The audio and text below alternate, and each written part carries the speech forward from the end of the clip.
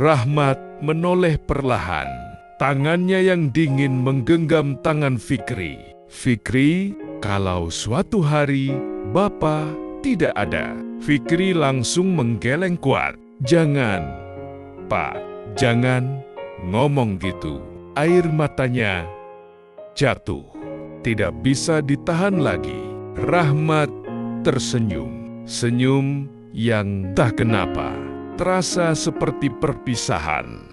Dengar, pohon itu tidak butuh siapa yang menanam, tapi dunia butuh orang yang mau menjaga. Fikri menangis semakin keras. Pak, aku belum siap. Rahmat menutup mata sejenak, menarik napas panjang. Tidak ada yang pernah siap, tapi kebaikan harus tetap dilanjutkan. Waktu tidak pernah berhenti. Meski manusia sering berharap ia melambat. Pohon-pohon yang dulu ditanam dengan tangan gemetar, kini mulai tumbuh lebih tinggi. Daunnya semakin rimbun, akar-akarnya semakin kuat mencengkeram bumi. Dan Rahmat perlahan mulai menua. Langkahnya tak lagi secepat dulu. Napasnya tak lagi sepanjang dulu. Tangannya yang dulu kuat menggali tanah, kini sering berhenti di tengah jalan, menahan lelah. Namun, setiap pagi, ia tetap datang. Selalu datang, seolah ada janji yang belum selesai. Suatu hari, Fikri melihat Rahmat duduk lebih lama di bawah pohon pertama yang mereka tanam bersama. Pohon itu kini sudah besar, teduh, kokoh. Fikri mendekat. Pak, capek ya? Rahmat tersenyum pelan. Senyum yang kini lebih banyak diam daripada kata. Capek, itu tanda kita masih berusaha. Yang bahaya kalau kita sudah tidak mau mencoba. Fikri menunduk. Dadanya terasa sesak tanpa alasan yang jelas. Hari-hari berlalu. Desa itu kini berubah. Air mulai mengalir stabil. Udara terasa lebih sejuk. Burung-burung kembali bernyanyi. Orang-orang mulai hidup, bukan hanya bertahan. Dan di balik semua itu, ada satu nama yang selalu mereka sebut dengan pelan, Rahmat. Namun, tidak semua perubahan membawa kebahagiaan, karena di balik tumbuhnya kehidupan, waktu diam-diam mengambil sesuatu, perlahan, tanpa suara.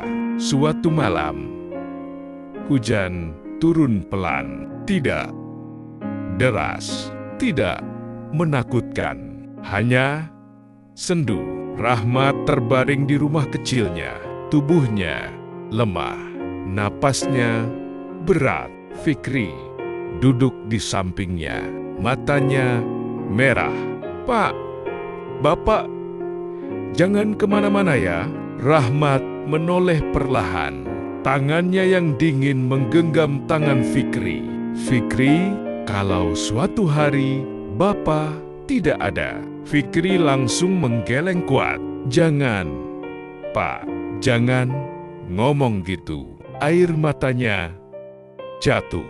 Tidak bisa ditahan lagi. Rahmat tersenyum. Senyum yang tak kenapa terasa seperti perpisahan.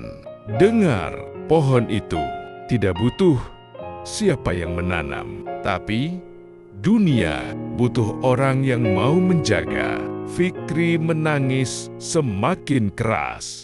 Pak, aku belum siap. Rahmat menutup mata sejenak, menarik napas panjang. Tidak ada yang pernah siap, tapi kebaikan harus tetap dilanjutkan. Malam itu, hujan masih turun, dan untuk pertama kalinya, Rahmat tidak bangun lagi.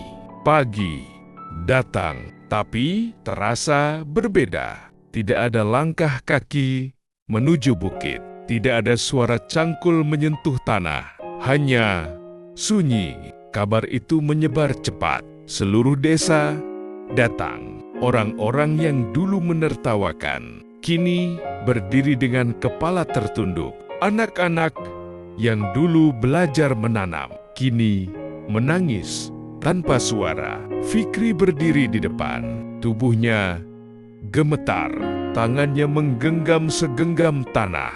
Persis seperti Rahmat dulu saat kehilangan ibunya. Pak Rahmat, Pak Rahmat, aku janji.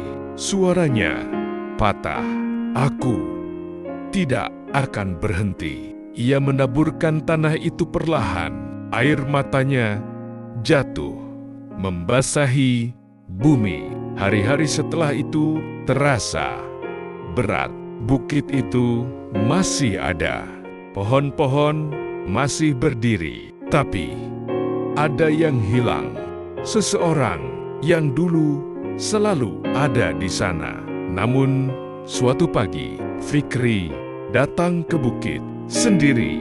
Langkahnya pelan, hatinya berat. Ia berdiri di depan tanah kosong, menggenggam bibit kecil. Tangannya kembali gemetar, persis seperti dulu. Ia terdiam lama. Angin berhembus pelan. Daun-daun bergoyang, seolah ada suara yang familiar. Tanah itu seperti hati. Fikri menutup mata, air matanya jatuh. Perlahan ia berjongkok, menggali tanah, menanam bibit itu dengan penuh hati.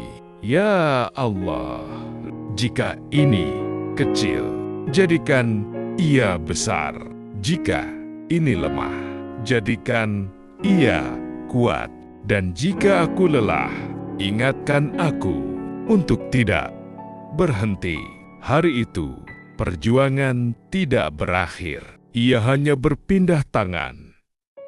Waktu kembali berjalan, Fikri tumbuh. Anak-anak lain ikut menanam.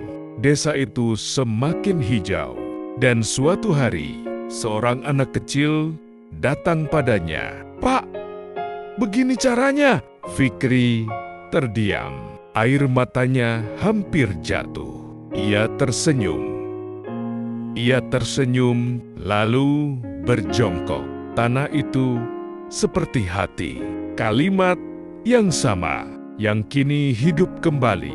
Dan di sanalah Rahmat tidak pernah benar-benar pergi. Ia hidup di setiap pohon yang tumbuh, di setiap tangan yang menanam, dan di setiap hati yang memilih untuk tidak menyerah. Karena pada akhirnya yang abadi bukan manusia, tapi kebaikan yang terus dilanjutkan meski tanpa nama.